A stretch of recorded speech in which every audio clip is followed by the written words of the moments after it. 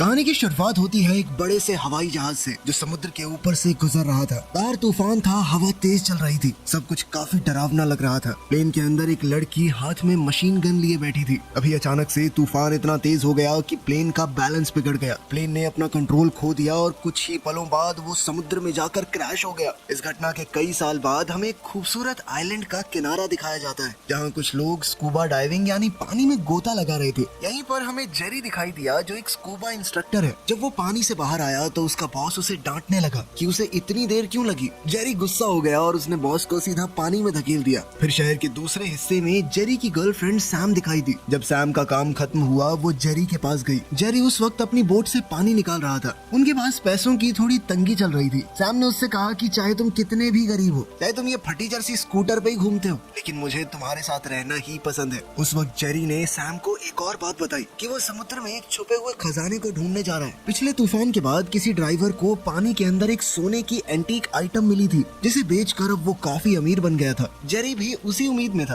तभी जेरी पानी निकालते वक्त चोट खा बैठा। सैम मुस्कुराते हुए उसके पास आई और उसे संभाला। उसी वक्त एक बड़ी सी याट उनके पास से गुजरी। उस याट से एक आदमी चिल्लाया, जेरी। सैम ने उस याट की तरफ देखा और पूछा, वो कौन है? जेरी ने बताया कि वो जॉर्ज है। जॉर्ज ने चिल्लाकर बताया कि वो भी खजाना ढूंढने गहरे पानी में जा रहा है। फिर जॉर्ज ने जेरी से पूछा कि तुम मेरे साथ काम करना चाहोगे? जेरी ने थोड़ा सोचने के बाद हाँ कह दिया, लेकिन कुछ शर्तें रखी। उसने कहा कि एक प्रॉपर कॉन्ट्रैक्ट बनाया जाएगा, 50-50 की डील होगी, जो मिला आधा तेरा आधा मेरा। जॉर्ज को ये शर्तें पसंद नहीं आई और वो अपनी याट लेकर वहाँ से चला गया। इसके बाद जेरी और सैम कार में जा रहे थे तो जेरी ने सैम को बताया कि वो दोबारा किसी के नीचे काम नहीं करेगा। उसने जॉर्ज के लिए कभी काम किया था, लेकिन जॉर्ज अमीर होता गया और जेरी वहीं का वहीं रह गया। अगले दिन डेरिक और उसकी गर्लफ्रेंड अमांडा भी इसी आइलैंड पर आए। डेरिक और जेरी बचपन के दोस्त थे। वो दोनों एक दूसरे को देखकर बहुत एक्साइटेड थे। इसके बाद वो सब मिलकर मौज मस्ती करने निकल पड़े। डेरिक ने सबको अपना बीच साइड घर दिखाया और बताया कि उसने एक क्रिमिनल क्लाइंट को जेल से छुड़वा दिया था और उसके बदले में क्लाइंट ने उसे कुछ दिनों के लिए घर दिया है। इस घर के साथ एक प्राइवेट बोट भी मिली थी। ये सुनते ही जेरी की आंखों में चमक आ गई। ये बोट तो उनके काम के लिए परफेक्ट थी। फिर वो चारों लोग जेरी, सैम, डेरिक और अमांडा बोट लेके समुद्र में निकल पड़े। सबने स्कूबा गियर पहना और पानी में जंप लगा दी। नीचे सब मजे कर रहे थे, खेल रहे थे। अभी जेरी की घड़ी उसके हाथ से निकलकर नीचे गिरने लगी। उसने सैम से मास्क और फ्लिपर्स मांगे और कहा कि वो नीचे जाके अपनी घड़ी लेकर आएगा। नीचे जाते वक्त जेरी का हाथ एक काले भारी पत्थर से टकरा गया। उसने वो पत्थर उठाया और ऊपर ले आया। बोट पे सबको दिखाते हुए कहा कि ये कोई नॉर्मल पत्थर नहीं है। पहले के जमाने में ऐसे पत्थर को मार्कर के रूप में यूज किया जाता था। उसने कहा कि सब लोग वापस नीचे चलते हैं, शायद उन्हें कुछ और भी मिल जाए। इसके बाद सभी लोग पानी में उतर गए। नीचे उन्हें कुछ पुरानी चीजें मिली। सब एक एक करके उन्हें बोट पर ले आए। फिर जेरी को एक पुराना खंजर मिला। उसकी मयान सोने की थी और हैंडल पर डायमंड्स लगे हुए थे।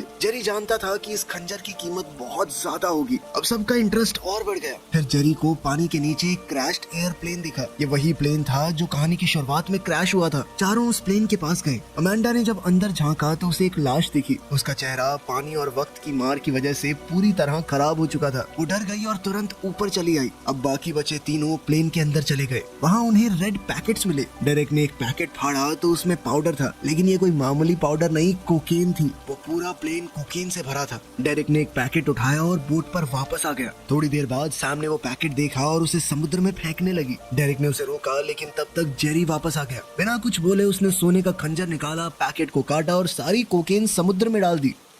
रात को डेरिक ने जेरी से पूछा कि क्या वो सच में मान रहा है कि वहाँ खजाना हो सकता है। सैम ने बताया कि बड़े तूफान अक्सर समुद्री तल को हिला देते हैं, छुपी चीजें बाहर आ जाती हैं। जेरी ने कहा कि कुछ दिन पहले यहाँ एक बड़ा बवंडर आया था, शायद उसने भी कई कीमती चीजों को बाहर निकाल दिया हो। सैम ने भी बताया कि अगर किसी को कोई खजाना या कीमती सामान मिले तो उसके लिए एक लीगल क्लेम फाइल करना पड़ता है। अब सैम का कहना था कि उस जगह पर वापस जाना आसान नहीं होगा। कुछ सामान की जरूरत पड़ेगी और एक मजबूत नाव की भी। लेकिन फिर डेरिक को याद आया कि वो एक आदमी बेजिल को जानता है जो उन्हें पैसे दे सकता है। सब उसकी बात मान गए कि वक्त आने पर ही किसी को बताएंगे। इसके बाद वो सब एक मरीन सप्लाई शॉप में गए, बोट और बाकी का सामान लेने। दुकानदार ने उन्हें उनके मतलब की चीजें दिखाई और कहा कि $30,000 लगेंगे। ये सुनते ही सबका मूड खराब हो गया। डेरिक ने बताया कि उसका सब कुछ पिछले मिशन में चला गया और अब वो बिल्कुल कंगाल है। अगले दिन किसी तरह उन्होंने थोड़ा बहुत पैसा जोड़ के कुछ चीजें ले ली और वापस क्रैश साइट पर गए। जेरी और डेरेक पानी के नीचे जाके मलबा हटा रहे थे। तभी अमांडा चुपके से प्लेन के अंदर गई। हालात थोड़े मुश्किल मुश्किल हो गए जब उसकी ऑक्सीजन पाइप कट गई। ऊपर जाकर जेरी ने जब डेरिक से अमांडा के बारे में पूछा तो डेरिक ने जवाब दिया कि मुझे लगा वो तेरे साथ है। जेरी तुरंत चौकन्ना हो गया। एक नया ऑक्सीजन सिलेंडर लेके उसी प्लेन के अंदर गया। प्लेन के कोने में जहाँ पानी नहीं था उसे अमांडा दिखाई दी। उस छोटी सी जगह में सांस लेना उसके लिए मुश्किल हुआ पड़ा था। जेरी ने गुस्से से पूछा कि तुम यहाँ क्या कर रही हो? अमांडा ने कहा कि मैं तुम्हें ढूंढने आई थी, लेकिन जेरी उसके झूठ को समझ गया। बिना कुछ कहे उसे निकाल कर वापस बोट पर ले आया। सब लोगों ने मिशन को वहीं रोक दिया और आइलैंड पर लौट आए। अब उन्होंने जो कुछ भी समुद्र से निकाला था उसे केमिकल ट्रीटमेंट से एक एक करके साफ किया। जब पहला आर्टिफैक्ट केमिकल से बाहर निकला, सबकी नजर उस पर टिक गई। वो एक अजीब सी पुरानी सी गन थी। उसके ऊपर कुछ लिखा भी हुआ था। अमांडा ने नजदीक जाकर देखा और कहा कि ये वर्ड रोमन लैंग्वेज का लगता है। डेरिक हैरान हो गया और उसने पूछा कि क्या ये किसी रोमन शिप का हिस्सा हो सकती है? डेरिक ने लिखे हुए उस शब्द का मतलब सोचना शुरू किया और उसने कहा कि ये लूट या समुद्री लुटेरों से जुड़ा हुआ कुछ शब्द है। अभी टीम को एक और चीज मिली, एक पुरानी चांदी की घंटी जिस पर एक मैप बना हुआ था। सबसे बड़ी बात, वो मैप उसी जगह का था जहाँ वो लोग खड़े थे। अब ये पहेली और दिलचस्प होती जा रही थी। सामने एक पुरानी किताब से एक पैरा पढ़कर सुनाया। उसमें सिल्वर 4920 का जिक्र था और एक खतरनाक समुद्री डाकू का भी, जिसका नाम था डेल्मस थॉमस। सैम ने बताया कि वो पहले एक गुलाम था, लेकिन धीरे धीरे समुद्र का सबसे खतरनाक लुटेरा बन गया। ये सुनकर डेरिक बहुत एक्साइटेड हो गया, क्योंकि उसे लग रहा था कि वो उसी समुद्री लुटेरे के खजाने का क्लू ढूंढ चुके हैं। लेकिन जेरी के हिसाब से ये सिर्फ एक समुद्री लुटेरे की कहानी नहीं थी। ये कहानी एक फ्रेंच व्यापारी एशवेक से भी जुड़ी थी। जेरी ने बताया कि एशवेक बहुत अमीर था और जब फ्रांस में लड़ाई छिड़ गई तो उसने अपना सारा धन एक जहाज में भरकर भागने की कोशिश की, लेकिन हमारे समुद्री लुटेरे डेल्मस थॉमस ने उसके जहाज पर अटैक कर दिया। ये सुनकर सबके चेहरे चमक उठे। डेरिक ने पूछा कि अगर वो खजाना हमें मिल गया तो उसकी कीमत कितनी होगी आज के हिसाब से? जेरी ने कहा कि इतनी के तुम सोच भी नहीं सकते। अगर मिल गया तो हम सबकी जिंदगी बदल जाएगी। अगली सुबह सब वापस समुद्र के अंदर जाने की प्लानिंग कर रहे थे, लेकिन इस बार जेरी ने अमांडा को कोई बहाना बना के डाइव करने से रोक दिया। फिर टीम मेटल डिटेक्टर्स लेकर समुद्र के अंदर स्कैन करने लगी। तभी मशीन ने हल्का सा बीप किया। शायद उन्हें खजाने का असली रास्ता मिल गया था। पानी के नीचे सब लोग उस जगह की मिट्टी हटा रहे थे। वहीं बोट पर अमांडा अकेली थी। वो मैप के ऊपर एग्जैक्ट लोकेशन नोट कर रही थी, हर एक डिटेल के साथ। वहीं नीचे जेरी और डेरिक को एक बड़ी सी तोप मिली। लगता है ये उसी जहाज का हिस्सा है जिसे वो लोग तलाश रहे थे। वो तोप इतनी भारी थी कि उसे रस्सी बांध के ऊपर खींचने का प्लान बनाया गया। तभी अमांडा ने देखा कि एक कोस्ट गार्ड पुलिस की बोट उनकी तरफ बढ़ रही थी। नीचे सैम भी डेंजर को महसूस कर रहा था। सबके चेहरे टेंशन से भर गए थे। अगर पुलिस ने उन्हें इल्लीगली कुछ भी निकालते हुए देख लिया तो सब कुछ छिन जाएगा। अब जेरी, डेरिक और सैम नीचे छुपे रहे, पुलिस के चले जाने के इंतजार में। लेकिन तभी एक और बड़ी दिक्कत आ गई। जेरी की घड़ी बीप करने लगी। इसका मतलब था कि उसका ऑक्सीजन सिलेंडर खत्म होने वाला है। अब उनके पास कोई ऑप्शन नहीं था। उन्हें तोप को नीचे ही छोड़ना पड़ा। जैसे ही उन्होंने हवा से भरे बैग्स की हवा निकाली तो डेरिक का हाथ अचानक उस कैनन के नीचे फंस गया और वो उसके साथ गहराई में गिरने लगा। वो तोप जोर से समुद्री तल पर गिरी और डेरिक का हाथ उसके नीचे दब गया। ऊपर बोट पर कोस्ट गार्ड उनकी बोट की तलाशी लेने आया। अमांडा चुपचाप बैठी रही ताकि कोई शक न करे। नीचे पानी में मौजूद लोगों का ऑक्सीजन कम हो रहा था और तोप इतनी भारी थी कि उसे उठाना मुश्किल था। फिर सैम और जेरी ने मिलकर पूरी ताकत लगाई और मुश्किल से डेरिक का हाथ तोप के नीचे से निकाल पाए। अब ऑक्सीजन खत्म हो चुकी थी। वो तेजी से ऊपर आए और किसी तरह जिंदा बच गए। सब थक चुके थे, लेकिन कम से कम जिंदा थे। जब पुलिस को बोट पे कुछ नहीं मिला तो वो वापस चले गए। उसी रात चारों एक नाइट क्लब में गए। अमांडा पूरी एनर्जी में डांस कर रही थी। तभी जेरी का एक पुराना दोस्त आया और उससे कहने लगा, कुछ लोग तुम्हारे बारे में पूछ रहे थे और वो लोग इस आइलैंड के तो नहीं लगते। उसी बीच डेरिक की एक लोकल गुंडे से फाइट हो गई। जेरी ने उसे खींचकर बाहर निकाला और कहा कि अभी कोई झमेला नहीं चाहिए, हम खजाना ढूंढने आए हैं। अगली सुबह टीम ने फिर से डाइविंग गियर पहना और समुद्र में उतर गए। लेकिन इस बार उन्होंने देखा कि एक अनजान बोट उनकी बोट के साथ लगकर खड़ी थी। जेरी और डेरिक ने एक दूसरे को देखा। अब ये साफ था कि कोई तो उनका पीछा कर रहा है। जब वो पानी से लौट कर आए तभी उन्होंने देखा कि दो अजीब लोग उनकी बोट पर घुस आए थे। जेरी और डेरिक ने तुरंत उनका पीछा किया। उन लोगों के बीच एक जबरदस्त लड़ाई छिड़ गई। डेरिक और जेरी कैसे भी करके उन दोनों पर भारी पड़ने लगे। आखिर में वो दोनों हमलावर वहाँ से भाग गए, लेकिन भागते वक्त उनमें से एक हमलावर की टोपी गिर गई। जेरी ने उसे उठाया और जैसे ही उस पर लिखा हुआ नाम पढ़ा तो उसका चेहरा बदल गया। वो टोपी लेकर जॉर्ज के पास गया और कहा कि ये नाम तो तेरी पुरानी कंपनी का है ना, अब तो गुंडे भेज रहा है मेरे पीछे। जिस पर जॉर्ज हंसने लगा और कहा कि बहुत सारे लोग मेरी कंपनी में आए और छोड़ के चले भी गए, सबको याद थोड़ी रख सकता हूँ, सबका ठेका ले रखा है क्या मैंने। थोड़ी और बात हुई और फिर आखिर में उसने जेरी की आंखों में देखकर कहा, मेरे पास पैसा है, वक्त है, तेरे पास क्या है, सिर्फ एक सपना। और ये कहकर वो चला गया। शाम को टीम ने वापस प्लानिंग शुरू की। जेरी ने थोड़ी टेंशन में कहा कि हमारे पास सही औजार तक नहीं है, कैसे ढूंढेंगे हम खजाना? तब डेरिक ने आइडिया दिया कि प्लेन में जो कोकेन के पैकेट भरे हुए हैं उन्हें बेच के हम इक्विपमेंट खरीद सकते हैं, वरना जॉर्ज के लोग सब कुछ ले जाएंगे और हम बस देखते रहेंगे, क्योंकि अपने पास ना पैसे हैं ना पावर। लेकिन ये सब सुनने के बाद भी जेरी इस प्लान के लिए राजी नहीं हुआ। लेकिन उसी रात डेरिक चुपके से अमांडा के कमरे में गया और उसे सब कुछ बता दिया। फिर वो दोनों साइट पर गए। डेरिक ने वापस पानी में छलांग लगाई और प्लेन के मलबे में से कोकेन पैकेट्स निकाले।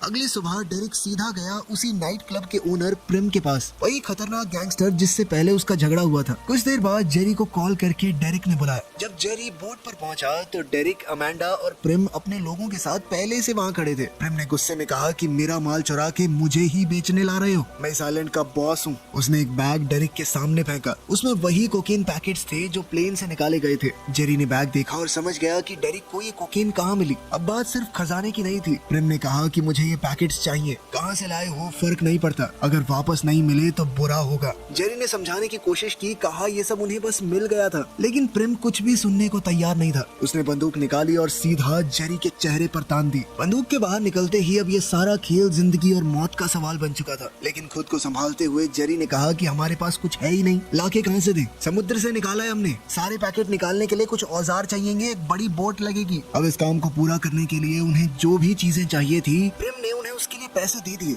जाते जाते प्रिम ने धमकी दी, अगर मेरा माल वापस नहीं आया तो मैं उस इंसान को मारूंगा जो तुझे सबसे ज्यादा प्यारा है। उसके आदमियों ने तीनों को वापस आइलैंड पर छोड़ दिया। वापस आके जेरी का गुस्सा फूट पड़ा। जब सैम को पता चला कि जेरी किसी ड्रग डील में फंस चुका है तो उसने सीधे तौर पर कह दिया कि मैं तुम्हारे साथ नहीं हूँ। दूसरी तरफ प्रिम के दिए हुए पैसों से उन्होंने एक हाईटेक बोट और सबसे एडवांस इक्विपमेंट खरीद लिया। अब जेरी ने इसी बोट में लगे कुछ गैजेट्स की मदद से समुद्र तट की ओर तेज लहरें भेजी। धीरे धीरे मिट्टी हटने लगी और असली मलबा दिखने लगा। अब खजाने की असली खोज शुरू हो गई थी। जेरी, डेरिक और अमांडा टीम बनाकर उस खजाने की खोज में लग गए। उन्हें एक पुरानी घंटी मिली जिसमें लिखा था SS ऑरा। ये वही जहाज था जिसका वो लोग पीछा कर रहे थे। अब वो कानूनी तौर पर इस खजाने पर क्लेम फाइल कर सकते थे। लेकिन ये खजाना सिर्फ सोने चांदी का नहीं था। जेरी ने प्लेन से लिए गए कोकेन पैकेट्स को डिस्पोज करने का प्लान बनाया। उन्होंने पैकेट्स को रस्सी से बांधकर समुद्र के अंदर गहराई में लटका दिया। सब कुछ ठीक चल रहा था, लेकिन तभी एक जानलेवा पल आया। बोट पर खड़े जेरी को नीचे से कुछ अजीब सी आवाज सुनाई दी। बिना वक्त गवाए वो पानी में कूद गया। नीचे जाके उसने देखा कि एक शार्क ने अमांडा के ऊपर हमला कर दिया था। जेरी उसे ऊपर बोट तक ले आया, लेकिन देर हो चुकी थी। अमांडा ने सांस लेना बंद कर दिया था। हॉस्पिटल ले जाने पर डॉक्टर ने कंफर्म किया कि अमांडा मर चुकी है। डेरिक पूरी तरह टूट गया।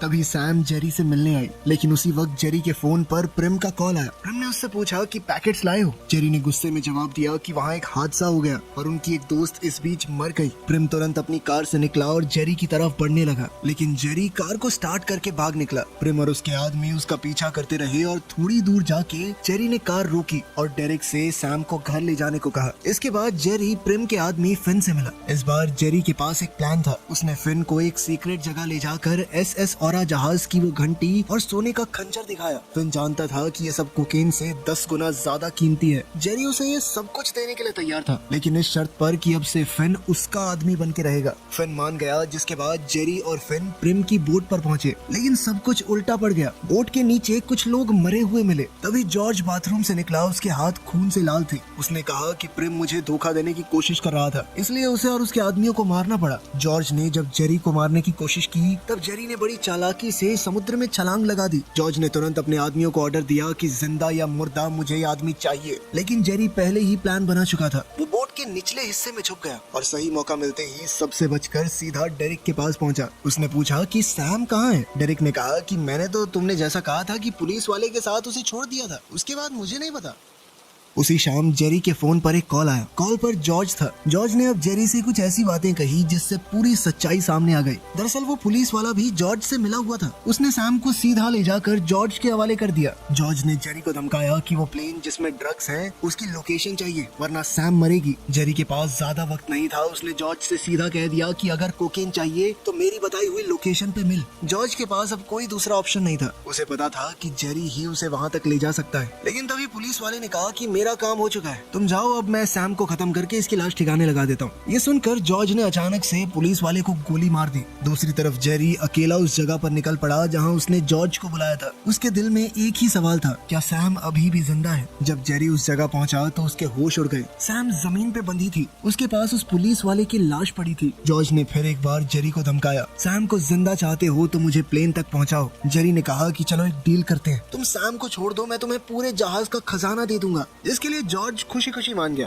दोनों एक बोट में साइड पर गए। जैसे ही वो वहाँ पहुंचे, जेरी ने बिना वक्त गवाए पानी में छलांग लगा दी। जॉर्ज भी अपनी वाटरप्रूफ बंदूक उठाकर अपने आदमियों के साथ उसके पीछे चला गया। पानी के नीचे जॉर्ज को वही पुरानी घंटी मिली। अब उसे पूरी तरह यकीन हो गया कि यही खजाने की जगह है। ऊपर सैम अभी भी बंधी हुई थी, लेकिन उसने पुलिस वाले की डेड बॉडी को घसीटा और एक चाकू से ऑफिसर का हाथ काट के खुद को आजाद कर लिया। अब उसके पास एक ही रास्ता था, वहाँ से भागना। जॉर्ज का सिर्फ एक आदमी बोट पे गार्ड बन के खड़ा था, जिसका ध्यान पास में से आने वाली एक मोटर बोट से भटक गया। उसके पीछे पीछे पानी में गया और सैम मौका मिलते ही वहाँ से निकल गई। तभी प्लेन के अंदर जॉर्ज का एक और आदमी जेरी को ढूंढने आया। जेरी और डेरिक दोनों भागने लगे, लेकिन उस आदमी ने तीर वाली बंदूक चला दी, जो सीधा डेरिक के पेट में लगी। तीर में रस्सी बंधी थी, जिसकी मदद से वो उसे खींचने लगा। जेरी ने तुरंत एक और तीर निकाला और सीधा उस आदमी के चेहरे पर चला दिया। खून निकलते ही समुद्र में मौजूद शार्क्स उस आदमी पर टूट पड़ी। उसका किस्सा वहीं खत्म हो गया। अब जॉर्ज ने जेरी पर बंदूक चलाने की कोशिश की, लेकिन जेरी ने दिमाग लगाया। उसने एक ऑक्सीजन सिलेंडर को उल्टा कर दिया। जैसे ही जॉर्ज ने तीर चलाया, जेरी ने किसी चीज से सिलेंडर का वाल्व खोल दिया। सिलेंडर तेजी से मिसाइल की तरह जॉर्ज की तरफ गया। वो सिलेंडर सीधा प्लेन के फ्यूल टैंक से टकरा गया और एक बड़ा धमाका हुआ। वो पूरा प्लेन आग का गोला बन गया। 6 हफ्ते बाद अब समुद्र पूरी तरह शांत था, लेकिन कहानी अभी खत्म नहीं हुई थी। जेरी, डेरेक, सैम और डैनी एक नए मिशन पर निकले। वो उसी जगह पर वापस गए जहाँ SS ऑरा वाली वो घंटी थी। इस बार उन्होंने तोप को ऊपर खींचना शुरू किया, लेकिन अचानक से रस्सी टूट गई और तोप वापस से समुद्र की गहराई में गिर गई। गिरते वक्त वो तोप सीधा नीचे एक टूटे हुए समुद्री जहाज से टकरा गई। इस टक्कर से इस जहाज का पुराना हिस्सा टूट गया और उसके अंदर से एक चमक निकली, सुनहरी चमक। और उधर सैम, जेरी और उनकी पूरी टीम की आंखों में खुशी छलक रही थी। एक्साइटमेंट से उनके दिलों की धड़कन बढ़ चुकी थी। आखिरकार उन्होंने खजाना ढूंढ ही लिया था। वीडियो पसंद आई तो लाइक कर देना, चैनल को सब्सक्राइब कर लेना। मिलते हैं अगली वीडियो में।